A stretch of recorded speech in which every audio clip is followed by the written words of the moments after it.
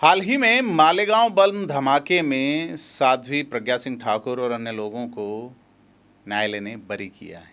लेकिन आज उस मामले की बात नहीं करके बात करेंगे सिरोही के प्रकरण की, जिसमें एक साधु की हत्या की आरएसएस के जिला प्रचारक उत्तम गिरी ने, और न्यायालय ने उसे आजीवन कारावास की सज़ा सुनाई है। इस पूरे मामले की गहराइयों में उतरेंगे, जो कई तरह के सवालों को जन्म देता है। ये कहानी सिर्फ एक हत्या की नहीं है, बल्कि आपसी रंजिश और तमाम कई अन्य पहलुओं से भी जुड़ी हुई है, जो सिरोही में घटित हुई। तो आज इस बिंदु पे बात करेंगे। नमस्कार, मैं प्रदीप हूँ, आप थिंक 360 देख रहे हैं। तो कहानी सिरोही की है, जहाँ संघ कार्यालय में हुई घटना ने सबको झकझोर कर रख दिया। तो बड़ी चीज़ ये है कि मृतक का जो पूर्व जुड़ाव है और हत्या के पीछे की रंजिश है, उस पर भी बात करना बनता है। साध्वी रितंबरा से नहीं मिलने देने, आरएसएस और विश्व हिंदू परिषद, अंतर्राष्ट्रीय हिंदू परिषद की शाखाओं का मुद्दा और अन्य पहलुओं से लेकर उत्तम गिरी इतना क्यों नाराज हो गया कि उसने एक सन्यासी पर चाकू से ताबड़तोड़ 35 वार करके बुरी तरह से उसका एक नृशंस हत्या कर डाली। तो मामला सिरोही के शांति नगरों में नवंबर 2018 में प्रकाश में आया। आरएसएस के जिला कार्यालय में एक खूनी संघर्ष होता है और कोतवाली थाना प्रभारी राम प्रताप सिंह जो है वो बेस ऑफ एविडेंस आरएसएस के जिला प्रचारक उत्तम गिरी के खिलाफ हत्या का आदि कई लोगों के खिलाफ हत्या का मामला दर्ज करते हैं।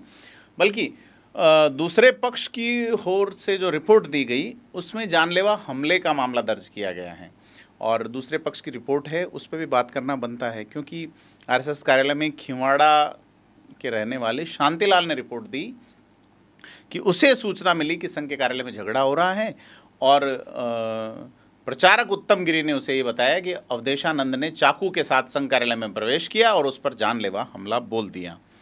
और रिपोर्ट में बताया कि हमले के समय एक अन्य व्यक्ति वहां मौजूद था और एक बाद में आया, और उत्तम गिरी घायल था। उसे अस्पताल भेजा गया, जहां से उसे उदयपुर रेफर किया गया।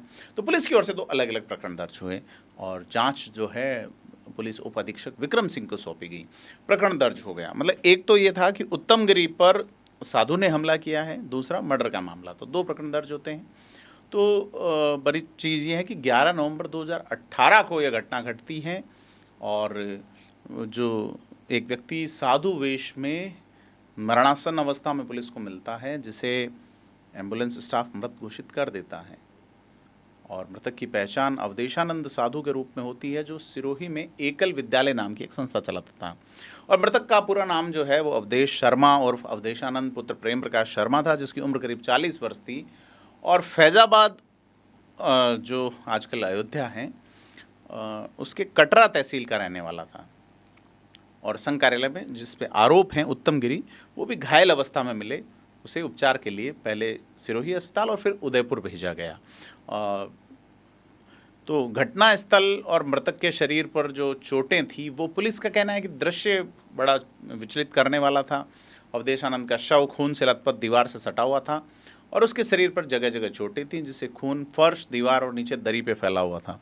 पोस्टमार्टम और चश्मदीद बयानों के अनुसार मृतक के शरीर पर 35 से 40 धारदार चाकू के वार किए गए थे, और इन चोटों में गर्दन के दाहिनी तरफ एक लंबा कट था। ऐसे बहुत सारे शरीर का ऐसा कोई हिस्सा नहीं था कि जो मेजर है, जैसे धमनियाँ हैं, आहार नली, श्वास नली लगभग कट चुके थे, दाहिने कान, नाक बुरी तरह से, और सिर का जो फ्रंटल बोन का जो है डिस्प्रेस फ्रैक्चर और सबजुडियस हेमरेज जो है, दिमाग में खून का थक्का जमने के कारण उसकी मौत हो गई, ऐसा पोस्टमार्टम रिपोर्ट में आया।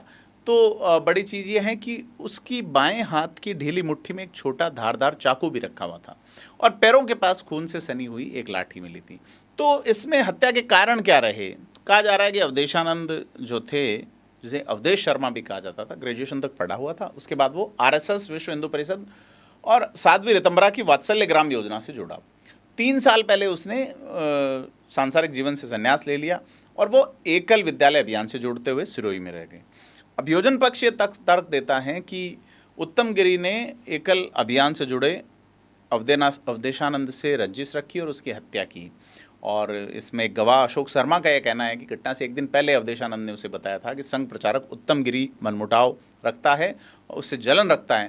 हालांकि उसने, इस गवाह ने यह नहीं बताया कि किस बात को लेकर वह जलन रखता है।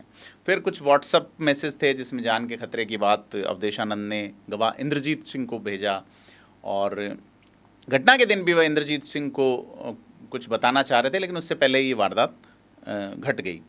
तो बड़ी चीज़ ये है कि और भी गवाहों की जो है बातचीत या गवाहों के बयानों में ये आया है कि एक तो संघ की शाखा शुरू करने, एकल विद्यालय चलाने और सिरोही में हुई राम कथा में दीदी माँ से मुलाकात नहीं करवाने आदि के चलते उत्तम गिरी जो है वो अवधेशानंद से नाराज था।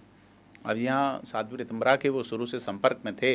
वात्सल्य ग्राम जो चलाती है साध्वी रितंबरा, एक बड़ी हस्ती रही हैं, तो कि भाई मुलाकात नहीं करवाई क्योंकि उनके जो रामकथा का आयोजन था उसकी पूरा जो है वो अथॉराइज्ड थिंग जो है वो देख रहे थे अवधेशानंद। तो इंद्रजीत ये बताता है कि 2 नवंबर 2018 को वो एक शाखा शुरू करते हैं और कहा जाता है उससे नाराज़गी थी। ये इंद्रजीत सिंह ने कोर्ट को बताया है। और ये कहा कि एक फ़ोन भी आया जिससे कि शाखा शुरू करने पे आपत्ति थी। और इसमें परिस्थितिजन्य साक्ष्य जो है, प्रत्यक्षदर्शी जिसको आई विटनेस कहते हैं, वागाराम गरासिया इस मामले में महत्वपूर्ण गवाह साबित हुआ। और उसने ये कहा कि वो अवधेशानंद और कुछ अन्य लोगों के साथ बाजार गए थे। अवधेशानंद मातर माता में साधना करना चाहते थे, तो एक मच्छरदानी और कुछ सामान खरीदना था, तो उन्होंने साथ जाके, उसके बाद अवधेशानंद के पास एक फ़ोन आता है। इसके बाद वे संघ कार्यालय शांतिनगर जाके उत्तम गिरी से मिलते हैं और वहाँ अवधेशानंद और उत्तम गिरी के बीच झगड़ा हुआ। वागाराम और अशोक दोनों ने झगड़ा छुड़ाने की कोशिश की, लेकिन वे सफल नहीं हुए। और वागाराम ने आसपास के दुकानों वालों को बुलाया, जिन्होंने वो कोई नहीं आए। तो कोशिश हुई कि पंगा तो हुआ है। तो ये जो अभियुक्त हैं उत्तम गिरी, उसके वकील ने वागाराम की गवाही पे सवाल उठाए और ये कहा कि जो ट्रायल और जिरह के जो बयान हैं उसमें विरोधाभास हैं।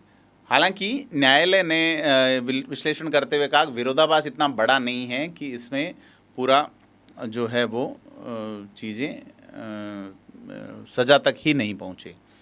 साथ ही परिस्थितिजन्य साक्ष्य और अन्य चीज़ों को लेके जो है वो कोर्ट ने एक निर्णय की भूमिका तक पहुंचने का आधार तय किया। एफएसएल रिपोर्ट के अनुसार भी चाकू, लाठी, तौलिया और तमाम चीज़ें बरामद हुई। तो कुल मिला के यह जो मामला है इसमें कॉल डिटेल्स की भी बड़ी भूमिका रही है, साथ ही प्रत्यक्षदर्शी गवाह भी रहे हैं। और इस मामले में 302 का जो मामला दर्ज हुआ उत्तम गिरी का, उस मामले में जो सिरोही की जिला एवं सत्र न्यायाधीश रूपा गुप्ता ने आजीवन कारावास की सज़ा उत्तम गिरी को सुनाई है। और चूंकि उत्तम गिरी जमानत पे था, उसे तत्काल प्रभाव से अरेस्ट कर लिया गया है और ये कहा गया है 10,000 रुपये का आपको अर्थदंड देना होगा। और अर्थदंड नहीं चुकाने की कीमत में 6 माह का अतिरिक्त कारावास भी साधारण रूप से भुगतना होगा। तो बड़ी चीज़ ये है कि ये कहा जा रहा है कि अवधेशानंद और उत्तम गिरी पे किसी अन्य के हमले की बात भी सामने आई, लेकिन न्यायालय ने ये कहा कि डॉक्टरों को या किसी तरह के अपने बयान में उत्तम गिरी ने दौरान इलाज नहीं बताया।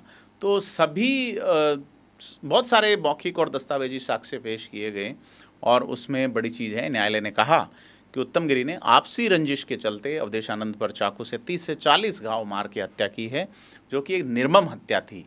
और उसने, जो अभियुक्त है उत्तम गिरी पुत्र राम गिरी, निवासी सुथारों का मोहल्ला रामसर, जिला बाड़मेर, को भारतीय दंड संहिता की धारा 302 के तहत दोषी माना, आजीवन कारावास और 10,000 के अर्थदंड से दंडित किया है। तो बड़ी चीज़ ये है कि एक आपसी मनमुटाव एक जघन्य अपराध का किस तरह रूप लेता है। सिंपल सा इश्यू कि आप बिना अनुमति अपने स्तर पर अगर कोई शाखा शुरू कर रहे हैं, तो आप देखिए कि दोनों ही विचारवान व्यक्ति थे, दोनों ही प्रभावशाली थे, दोनों ही साधक जैसी श्रेणी के व्यक्ति थे।